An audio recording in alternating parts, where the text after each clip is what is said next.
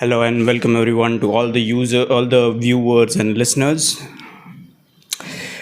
Today is 3rd of June, and we are shortly expecting the results of the uh, mammoth democratic exercise that we undertook in the past 1 month. That is our elections. Let's see. So, what does this day, that is 3rd of June, has in store for us?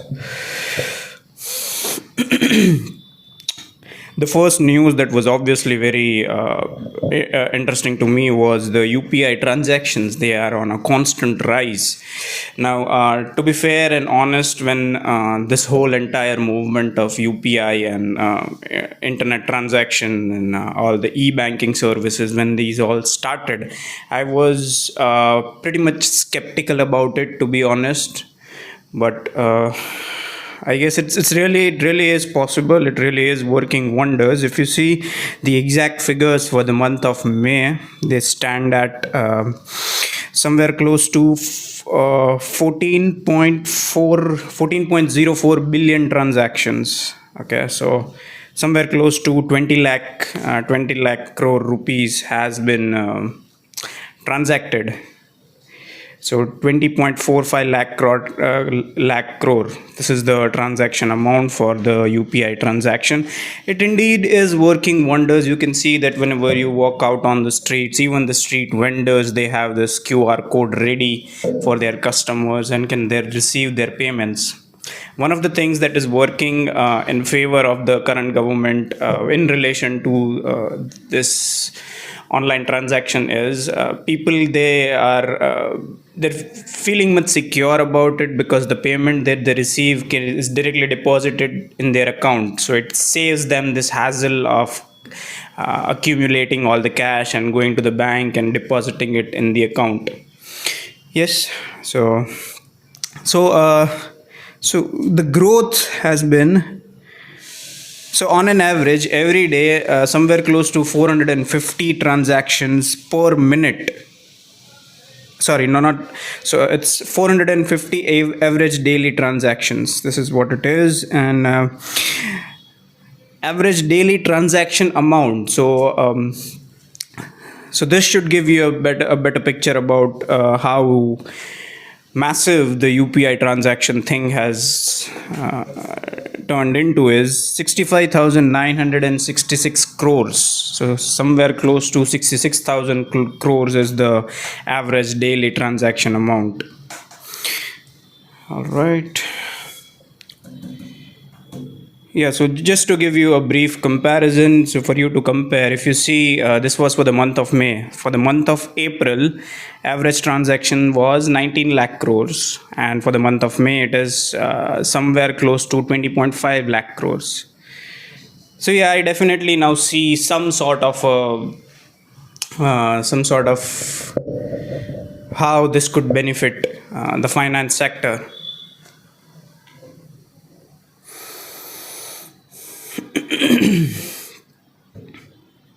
Yeah. Next piece of information that we have here is Ukraine. Ukraine is in shambles. I would say it's caught in the crossfire between the two camps, that is Russia and US. Now, already Europe is a played out field. All right. So, so to elaborate on that, to give you a brief context about when I say that Europe is a played field, I would say that the entire camp of Europe now, they have chosen their sides. Let's say, for example, there are countries who are strongly and firmly behind Ukraine, and there are countries that are strongly and firmly behind Russia. All right. So the entire playfield of Europe has it's done. Okay, they have chosen their sides. So now they want to expand their playfield to Asia as well. So to do that, there is this one dialogue, that is Shangri-La dialogue. It is the nation of Singapore. It organizes a dialogue of this sort. It is, uh, I would say, an annual geopolitical, and all the leaders from all the countries across that Singapore invites. They come over to the Singapore. They have a civil dialogue related to the issues that they are facing. In this 2024 edition of the Shangri-La Dialogue, there was a surprise entry. And guess what? Who that surprise entrant was? It was the Ukrainian leader, Zelensky. All right. So yeah, he came over there. He appealed for the people of. I would say he was using that platform to get his message across through to the people of Asia, because Shangri-La Dialogue is usually tracked by the Asian people, and he wants to spread the message of a cause that he thinks is noble in the continent of Asia. So it would be really interesting to see how Asia reacts to the appeals of Ukraine. Largely, the war in Ukraine has not had many repercussions for the Asian subcontinent. So let's see. And a little bit of supplementary information on that as well. Some of the missiles that Russia has launched on the Ukrainian side of the border, where the conflict is actually going on, is there have been allegations on Russia that it is using some of the missiles that allegedly North Korea has supplied. So there are to give you some context, here is what happens when a war is going on. Each side, it tries to gather evidence for holding the other side accountable. All right. So let's say, for example, it is Ukraine that it launches some of the missiles on the Russian territory. Now, after those missiles, when they detonate and when they explode, they do leave behind some of the debris. All right. And the other country uses it as an evidence to fix accountability, as in who exactly is responsible for those attacks and loss of lives. So some of the missiles that the Ukrainians have managed to retrieve from the debris has evidence linking it to North Korea. Now there have been apprehensions about some of the relations between North Korea and Russia have not been strictly barter. They definitely have exchanged some technology. They definitely have exchanged some knowledge and know-how. So there has been this constant apprehension in the Western countries and the leaders of the West about what exactly is cooking between North Korea and Russia. And to again substantiate this claim, in the month of March, there was this. There is this panel, a working panel on North Korea. It is a committee of people that ensures that North Korea is abiding by the sanctions that United Nations has put on that country. Now, guess what? Which country vetoed that? Obviously, it was Russia. It vetoed that because it is one of the permanent 5 members and it has the power to do so.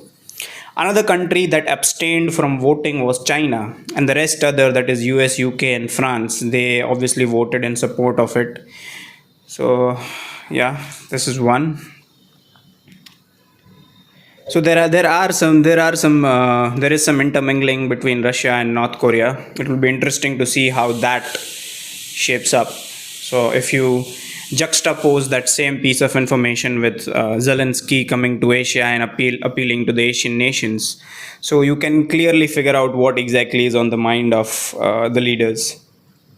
Next piece of information that is, I would say, somewhat very obvious, because there is this plan. Okay, Joe Biden, the American president, has come up with a plan to ensure that there is a lasting ceasefire in the Gulf countries, in the West Asian region, and more particularly in the sensitive area where the state of Israel stands.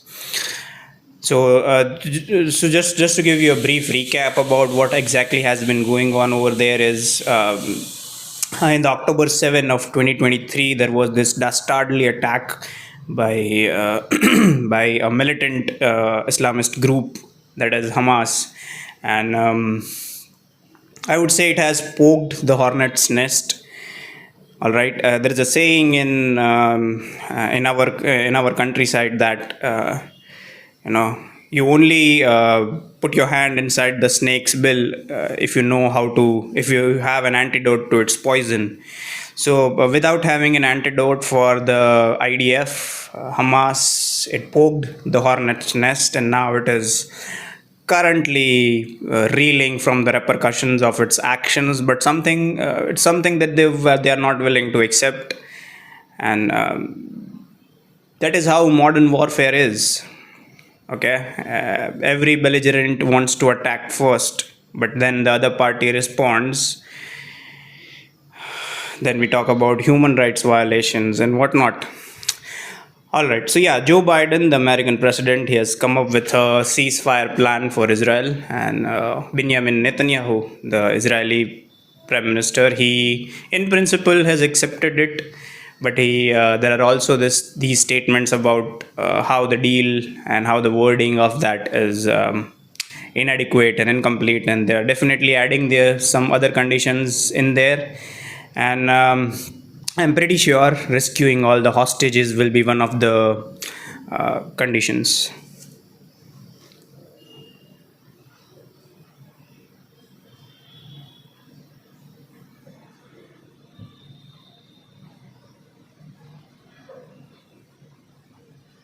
Okay.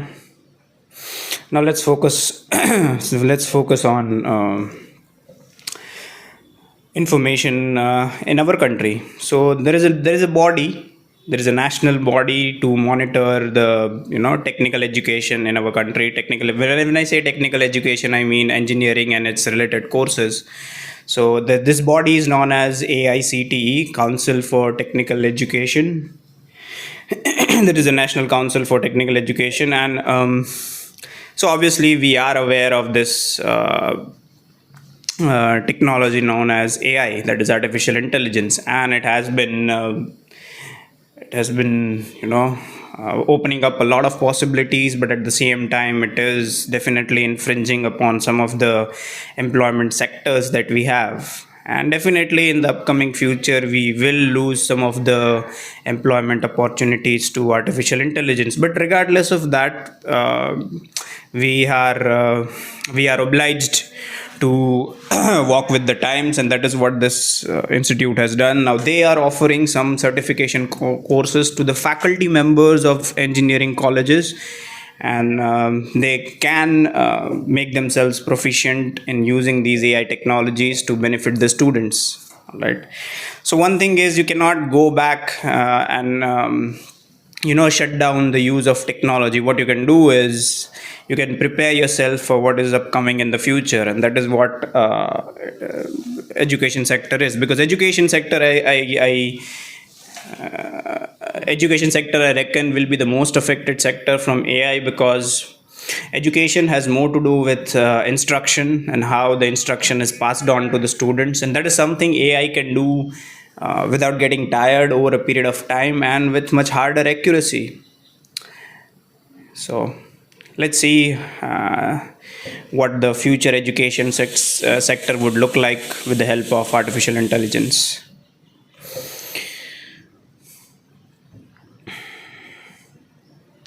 Next is, I have no words or adjectives to define this person, that is Arvind Kejriwal. He is the sitting prime minister of the Union Territory of Delhi, and he plans to run the Union Territory and the capital state of Delhi from the confines of a jail. So usually there isn't such a rule, but there is this tradition, there is this unspoken tradition that the politicians adhere to, is whenever you are involved in any of the serious crimes, you usually resign from your post, a democratic post. Chief minister of a state is a democratic post because people of the state vote for you. Whenever a citizen of a state is voting for you, they are depositing their confidence in you, and that confidence, you are to be held accountable to the people. And let's see how the future of Delhi pans out. So he has again surrendered back to the police, and I would say this is they have made a mockery out of the judicial system, because why was he out in the first place? It was just a leeway given to him so he could come out of the jail and uh, promote his own political party. There weren't exactly any concrete reasons behind why was he allowed out of jail. Now keep in mind, there are now, an argument that is usually put forward is this is all political, all the cases on Kejriwal are politically motivated. Maybe so, but not every not every state machinery is corrupt. All right. On the one hand, you'll say that all these national enforcement directorate and all the other bodies, all the other central agencies are working at the behest of the union government. All right. Let's say, for the sake of argument, that part of the argument is correct. But what about the other side? So, are you saying that also the judiciary is somehow corrupt? Although that is definitely a discussion for some another time, but it is what it is. We live in a functional democracy where there are pillars of democracy, and judiciary is one of them. So if you're not willing to trust any of the pillars of democracy, then we have more deeper problems. Like, yes, so he has surrendered back, although he made an effort to extend his interim bail, but those efforts did not yield any fruit. So he is again back in jail. So I really want to see what is the outcome of this entire judicial process, and it would definitely set a precedent for the upcoming generations. So we'll see. Keep in mind, Arvind Kejriwal is a product of IIT, the premier technological institutes that we have in our country.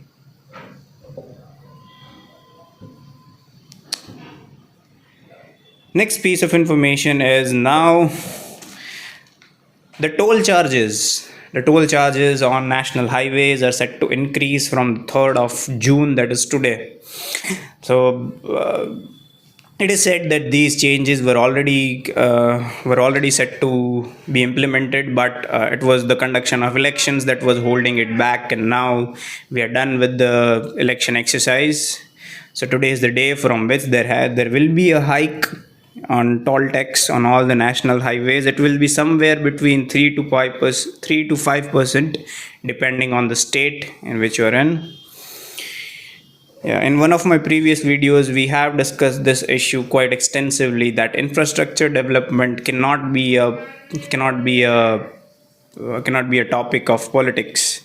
It is something by default. If you wish to see your country develop, if you wish to see your country developed, infrastructure development is a non-negotiable. You cannot consider construction of infrastructure as a political tool, regardless of the dispensation that is in the center.